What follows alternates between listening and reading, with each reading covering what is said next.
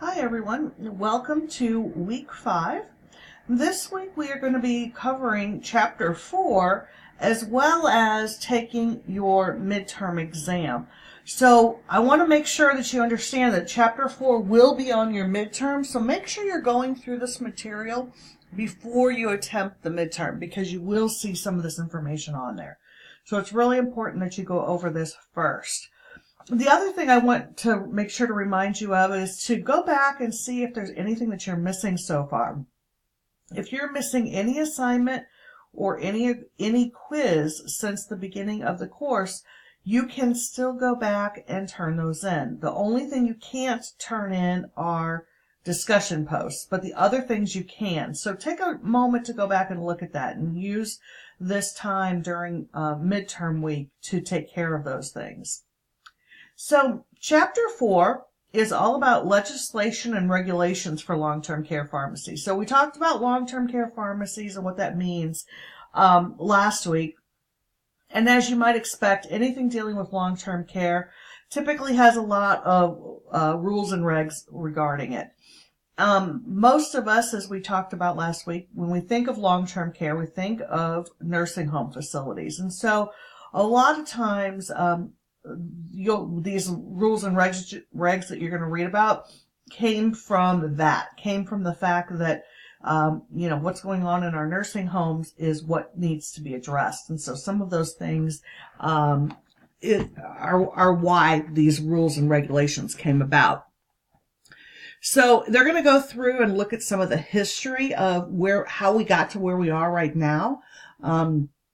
Basically, anything, anybody who was in a long-term care facility back in the early 1900s, there were really bad conditions. And they were basically just housing people and they were lucky if they had clean linens and things like that. So when Medicare and Medicaid were enacted in 1965, that's when we had all kinds of rules and regs that started to come into place. So in order to be able to participate in Medicare and Medicaid, CMS established rules. So there was things that you had to do in order to be able to participate and have your facility be eligible for Medicare and Medicaid funding. So these were just some of the different conditions for participation. Monthly drug regimen review, and then they go over and they talk about, what exactly has to happen with those reviews and things like that. There is something called the Omnibus Budget Reconciliation Act of 1987. And what the idea here is that they wanted to avoid drugs that weren't necessary. So that's where this came from. So this is those things that those medications that at one point, and this is kind of what led to some of those poor conditions in the early 1900s, they would give medications to patients to literally drug them so that they didn't have to deal with them. So some of these medications, some of these antipsychotic drugs and things like that were given to basically keep the patients under control. And so this act, when it went into place, basically said, okay, you can't just give these drugs to everybody just so you don't have to deal with them, right? You have to do, there has to be a specific condition that makes it necessary for this particular drug. So that's what this particular law came from. That's where it came from. We also have to have a record of medication errors.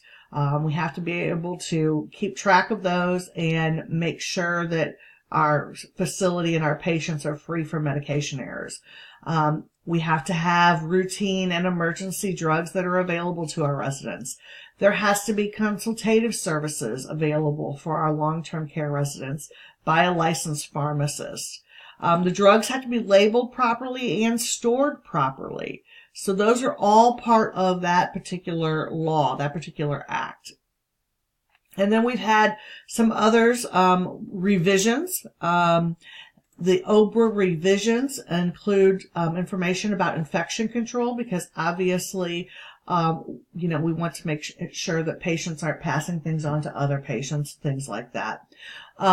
restraints. We want to make sure that the patient is free from restraints, as you know, most patients don't need them, right? We want to make sure of that.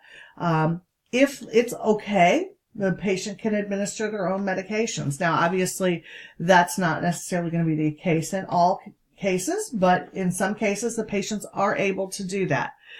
So those are just some of the different revisions that have come about. And they went through and even specifically said, here are some of the things that allow us to prescribe some of those antipsychotic drugs. And then here are some things that don't, right? Because, you know, obviously if someone's schizophrenic, it's going to be important that they are on some of these medications. But if they are just, you know, old and have some of these conditions that are very common in some of our long-term care patients, we don't want you to just give them medications just so they're quiet, so you don't have to deal with them. So that's what this was all about. And so there are several other laws that you're going to be reading about this week. Freedom of choice, which allows them to choose their pharmacy, making sure that there's no kickback, some of the DEA laws, things like that. So as you go through this, if there's anything that you have problems or questions with, please make sure that you reach out to me, and have a great week.